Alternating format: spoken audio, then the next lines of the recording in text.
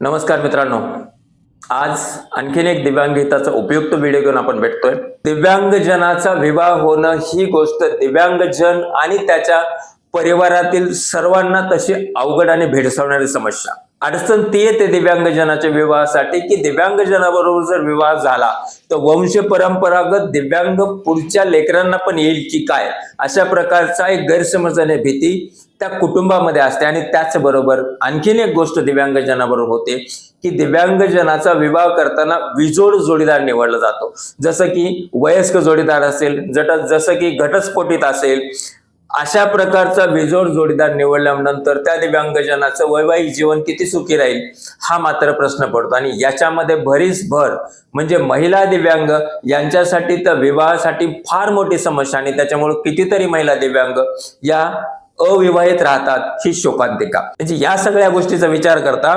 कुटुंबाकडून दिव्यांग व्यक्तीच्या विवाहाचा सहज स्वीकार व्हावा, त्याचबरोबर दिव्यांग व्यक्तींना कौटुंबिक, भावनिक आणि मानसिक स्थैर्य मिळावे हा उदात्त उद्देश मनासमोर ठेवून, डोळ्यासमोर ठेवून दिव्यांग मंत्रालयाने 18 डिसेंबर 2025 रोजी दिव्यांग विवाह प्रोत्साहन योजना, म्हणजे पहिली जी योजना होती त्याला बरंच काही बदल करून ही योजना लागू केलेली आहे, अंमलात आणलेली आहे। या योजनेमध्ये जर आपण पाहिलं तर या योजनेचा आधार आहे दिव्यांग हक्क अधिनियम 2016 कलम नंबर 10 आणि कलम नंबर 24।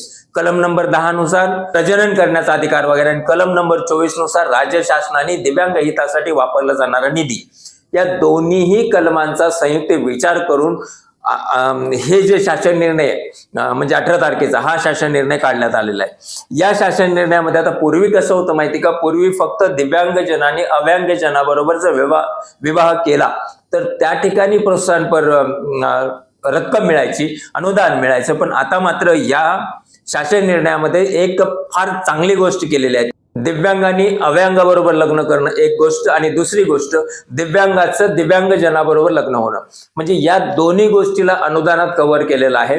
दिव्यांगांनी अव्यांगाबरोबर जर लग्न केलं तर त्यासाठीचं अनुदान आहे 1,50,000, आणि दिव्यांगांनी दिव्यांगजनाबरोबर जर लग्न केलं तर त्यासाठीचं अनुदान आहे 2.5 लाख।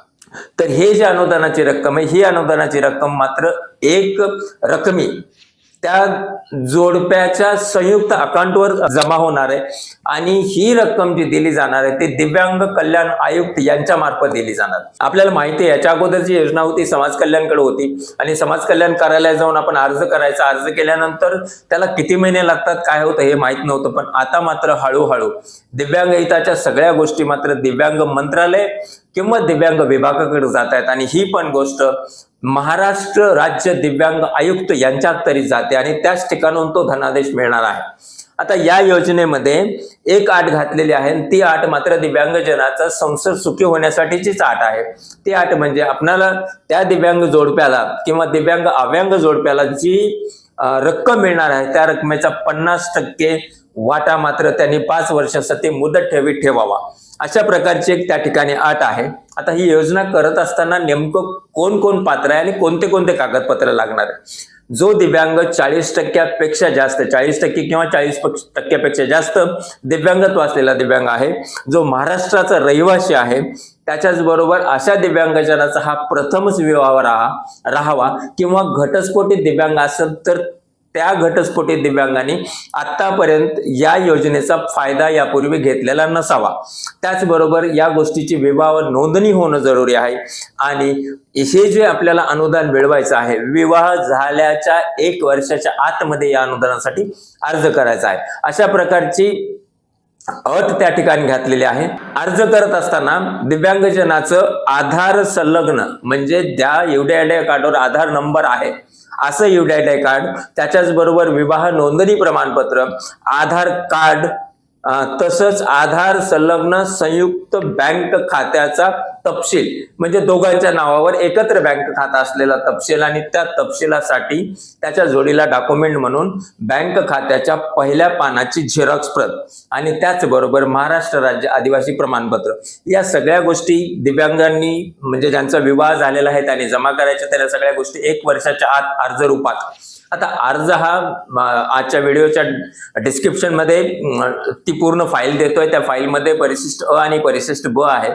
त्या दोन्ही गोष्टीला महत्व आहे. परिशिष्ट अ जे आहे म्हणजे अर्ज जो आहे, अर्ज परिशिष्ट अ, तो दिव्यांग व्यक्तीने अव्यांग व्यक्तीबरोबर जर विवाह केला असेल तर परिशिष्ट अ भरायचंय, आणि दिव्यांग व्यक्तीने दिव्यांग व्यक्तीबरोबर जर विवाह केला असेल तर परिशिष्ट ब भरायचंय.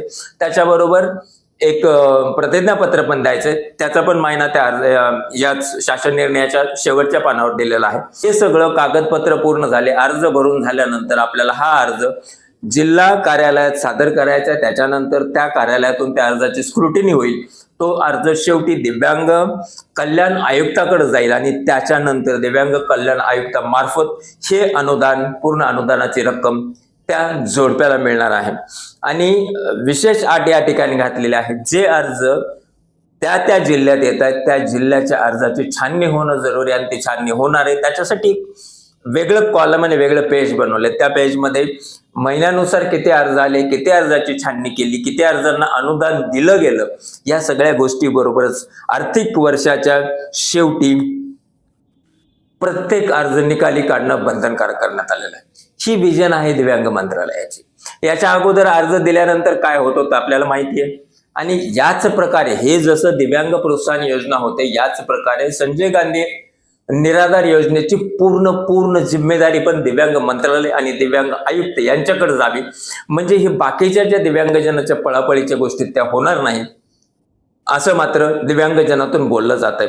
आजच्या या स्टेप बद्दल महाराष्ट्र शासन दिव्यांग कल्याण विभाग, त्याचबरोबर दिव्यांग कल्याण विभागाचे मंत्री अतुल सावे साहेब आणि दिव्यांग कल्याण विभागाचे सचिव तुकाराम मुंडे साहेब, या दोघांचाही विशेष आभार आणि कौतुक.